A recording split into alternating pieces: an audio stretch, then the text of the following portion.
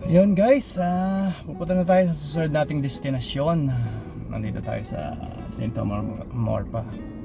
So punta na tayo, next natin is Stony Plain. Stony Plain na road naman to. Yung mamaya naman ay Stony Plain County. Ayun guys,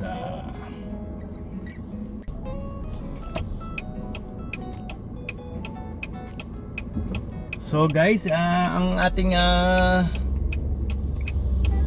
dadaanan ay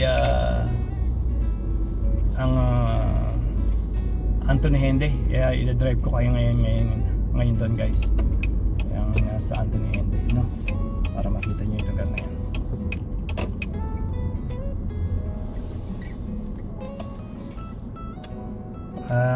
Anthony Hende ay nakapaikot sa sa Edmonton. Parang ano siya eh. Kung Edmonton bilog, yung Anthony Hende naman nakaikot siya pa parang service road para hindi ka ma-traffic, or parang bypass sa atin yung parang bypass sa atin yung Anthony Hende. Nakita nyo na hindi mo na kailangang dumaan sa pusod ng Edmonton kung ikay may pupuntahang lugar sa kabilang city o sa other side ng Edmonton. So ito yon para let's say punta ka ng Sherwood Park, St. Albert, ito yung mga pupuntahan mo, o ito yung mga dadaanan niyo. Pakita ko sa inyo yung road.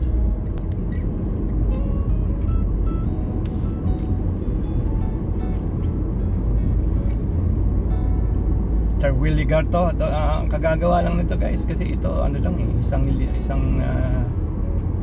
isang lane lang to or dalawang lane. Wala yung service lane o shoulder lane na yon. Ito yung dinagdag, so bali dalawang lane ang idinagdag dito kasi gusto nilang gawing express din tong lugar na to, itong Terwilligar na to. Ayan. Itong gawing kanan nyo guys, kung mapapansin nyo, din ako dyan, area ko din yan before. Ayan. Dyan din ako nagtatrabaho sa area na yan. Dyan ako nagdi-deliver yung neighborhood na yan. Neighborhood na yan. Ayan.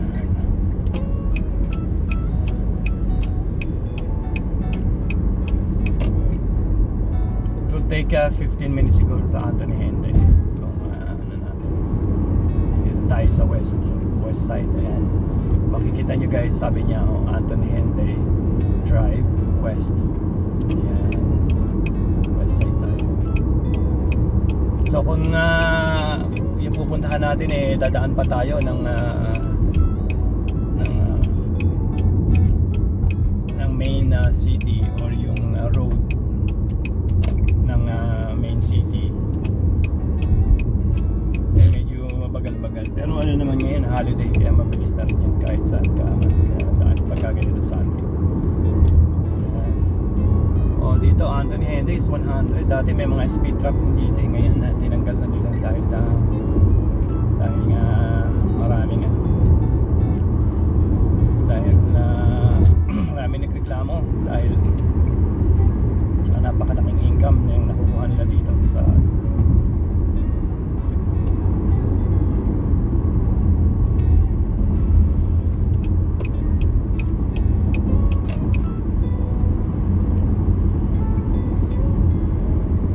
na rin ito, pagkagawa lang dito, natapos lang ito guys.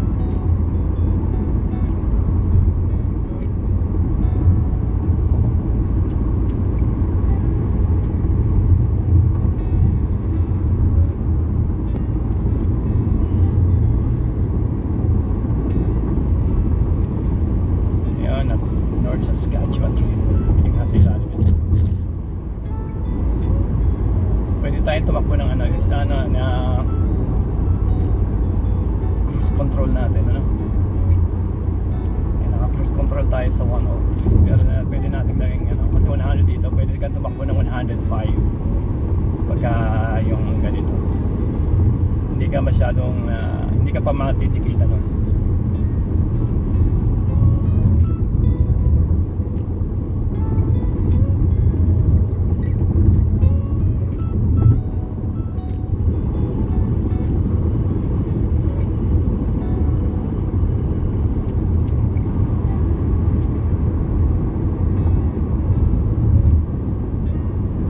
guys, namaan naman ang araw.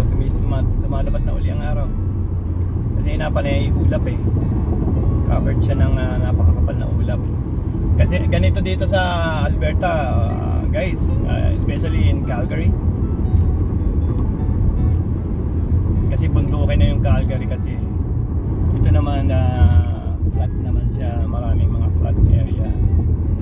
Kaya ano, dito sa Alberta, pag konting mamaya ganito, masikat ang araw, biglang-bigla magdidilim or ulan, yung mga ganun. Parang sa winter din, bigla siyang let's say nag-temperature plus 5, tapos biglang-bigla magiging minus 10, 15, yung mga ganun.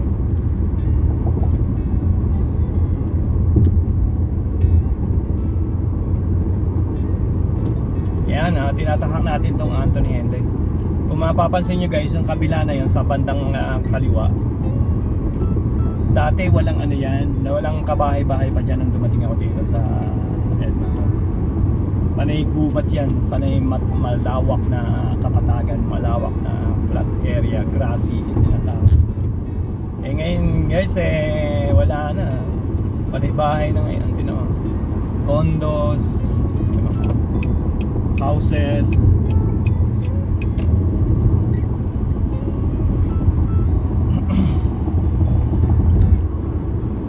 Ito maganda nga sa cruise na to, yung cruise control ko, meron akong following distance na isinet.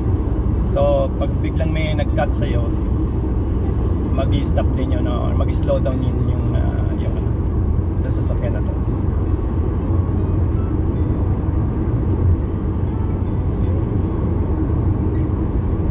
Kasi naalimpungatan ka, kasi naka-cruise ka, basta naka-cruise control ka,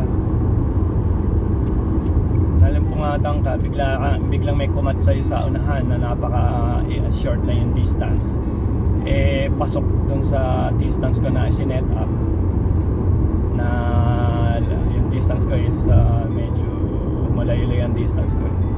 So iano na agad niya yun, magbe-brake na agad yung magbe-brake na agad yung sasakyan.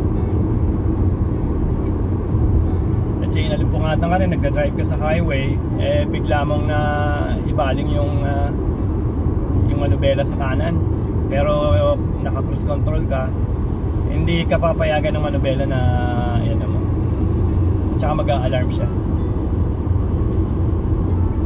Pipigilan ng manubela na maibaling mo dun sa kanan or kaliwa. Ang ginawa ko kasing dito,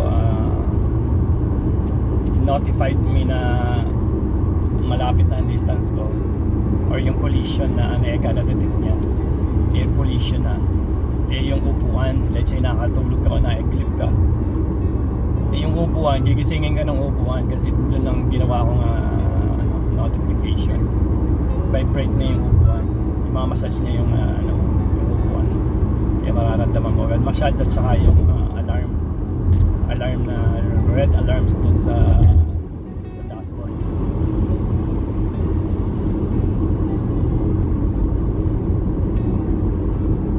Meron din tong yung hologram, mga lupit na yun yung mga pick up na ganyan, naghahanap talaga ng away kita nyo naman guys, kung nakita nyo sa camera, close na close, nag-brake na lang yung isa buti mabait yung isa.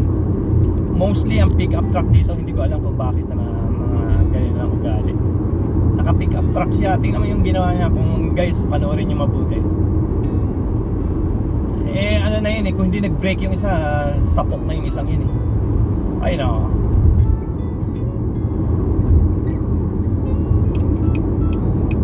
Liwa tayo guys dito sa 100. Yan, nag-pick up na naman siya kasi wala na yung distance niya, malayo na.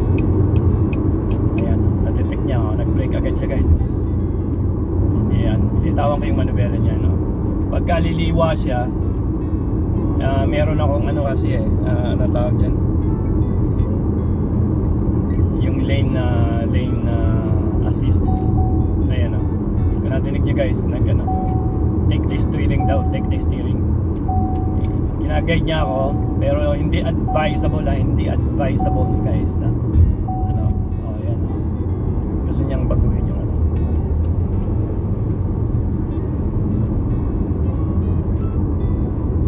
Meron pa tong parking assist, ayoko lang i-gamble.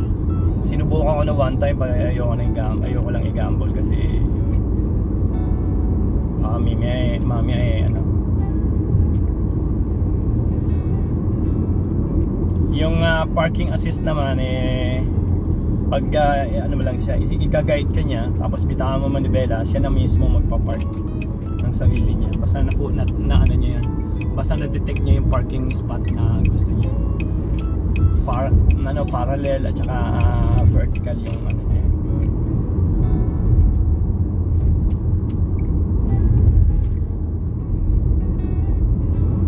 Sabi nga dito guys or kasolid, pagka wala kang utang dito, hindi ka Canadian.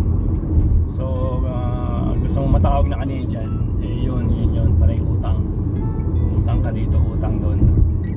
Ako guys, ito sabi ko sa inyo,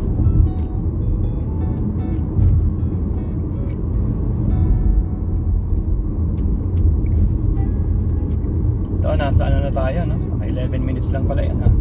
Nasa west end na tayo agad. Mula tayo dun sa south. Kung tayo nagdaan sa middle ng city, although hindi naman ganoong congested ang traffic, napakadalang pa rin ng sasakyan, pero di hamak pa rin mabilis dito pagka umuusok yung isang maliit na yun, no? 1-seater, 2-seater yata yun guys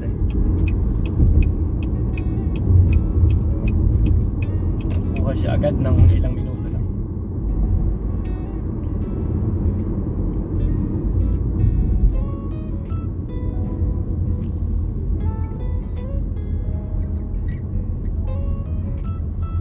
Genesis, ito yung bagong SUV ng Hyundai. Genesis SUV. Nauna yan sa sa sedan. Sudan na yung country yun. Sedan, nauna siya sa sedan, tapos ito yung niya, yung nasa unahan natin puti. Iyan ang SUV ng yan yung luxury high-end ng SUV ng Hyundai. Kasi ang Toyota is Lexus, di ba? Yung mga ganun. Ito yung high-end naman niya. Ang Audi yata, Audi is ano ba ang Audi? Volkswagen ba? Volkswagen yata ang high-end, ang Volkswagen is Audi. Ang lahat kasi yan ang Acura is Honda. Acura is Honda yung kanilang high-end. Ang Acura ang tawag naman. Yun ang mga high-end nila. Yan. Yun lang ang mga gonting kaalaman tungkol sa sasakyan, pero hindi ako masyadong hindi ako masyadong maalam sa sasakyan Na-share ko lang sa inyo kung ano yung alam ko na nananyamba lang. Eka nga. Ayan. Medyo malamig-lamig ngayon na temperature check is 21 lang degrees Kaninang umaga 17 nung umalis ako sa bahay. 17. Ay alas 2 na ngayon Kailangan nyo. Malakas ang hangin. Napaka-windy. Hindi ko alam kung sila nandoon. Tingnan natin. Balikan ko kayo guys Pabalik tayo agad. At dito ako na red light. Nako guys, tapat na yung mismo. Alaking pera. Ayun guys, okay, nagbabalik at malapit na tayo sa area. Dito na tayo sa Stony Plain area. So it's ilang few blocks lang dito from here. Nandun na tayo. Itong feeding program feeding program ng ating kaibigan is almost 5 years na hindi ako napupunta rito ng noon pa. Sinasabi sa atin na noon pa hindi ko naman nakapuntahan. Ngayon lang guys, tingnan natin yung feeding program na ginagawa nila. Alam ko 158 yun ito. So 158 turn tayo rito. Turn na tayo dito guys. Dito ako nang galing kahapon. Dito ka 158. Yun. Basta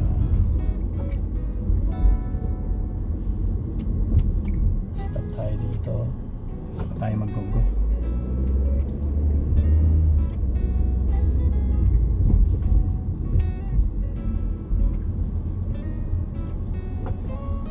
So Saturday ngayon, walang masyadong ano.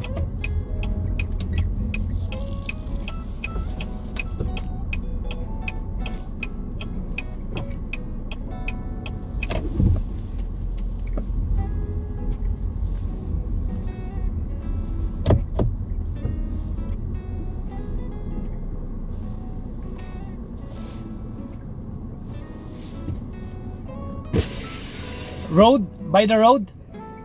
Which one is yours? Which one is yours? Nissan. Okay, okay, bro. Yeah, Okay, yeah. okay. Thank you. Yeah. Thank you, thank you.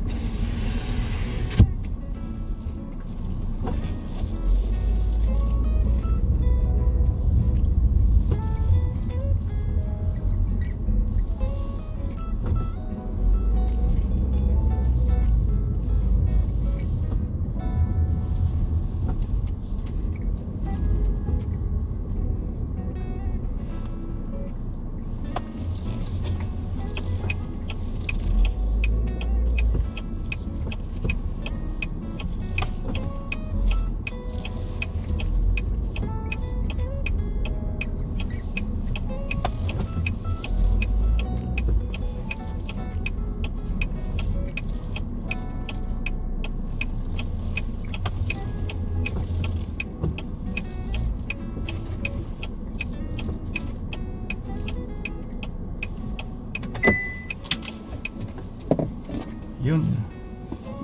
So guys, yung ating kaibigan. At workout, you know, like St. Christian or something. Oh. James C. How are you, brother? How are you, sir? It's my friend Chris. Chris James. How are you? Good. Yes, it sure would.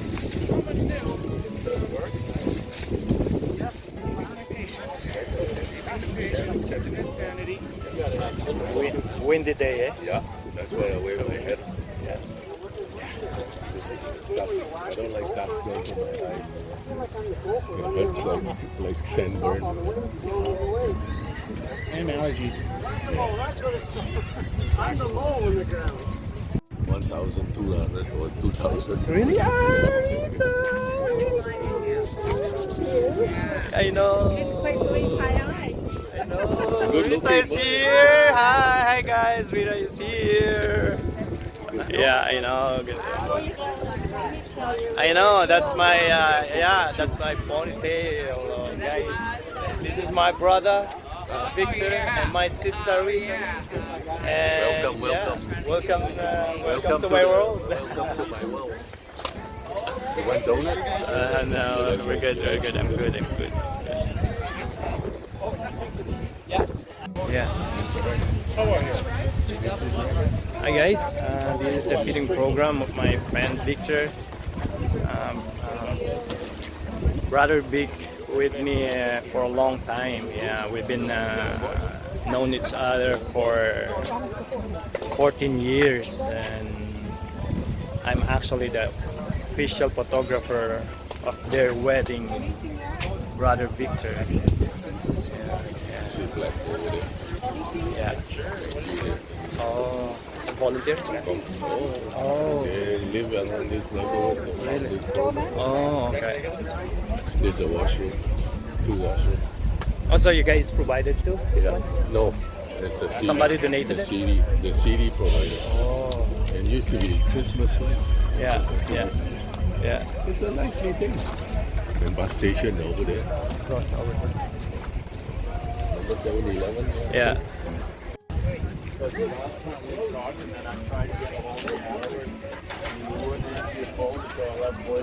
How long you guys been doing this, bro?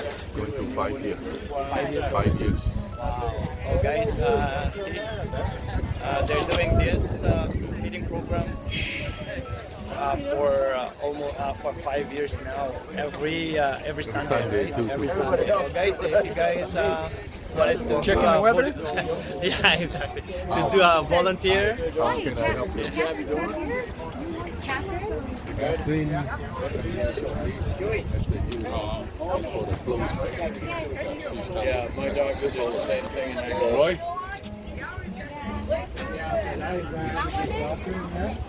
Anyone wanted to do a volunteer every Sunday? They're doing it every Sunday. A feeding program. This or I think it's 2 hours. 2 to 3 hours every Sunday. Yeah, guys. So okay, I've been there. I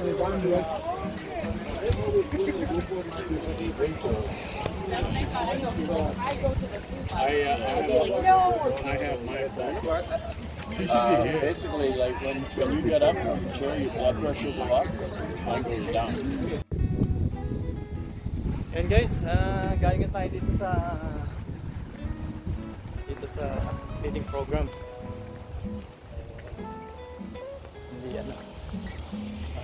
Hindi lang pwedeng kumuha ng video eh.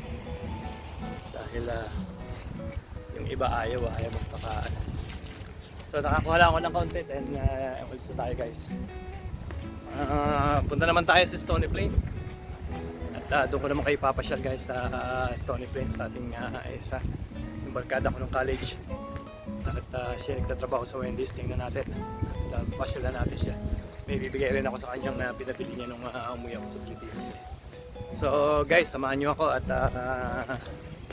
puntahan natin na friend ko. Sa video ito guys, tapusin na natin. No? Guys, salamat po sa inyong pagsubaybay. Ang hindi pa po nagsusubscribe, please subscribe. Thank you po sa mga nag-subscribe. Thank you so much guys. See you in a bit.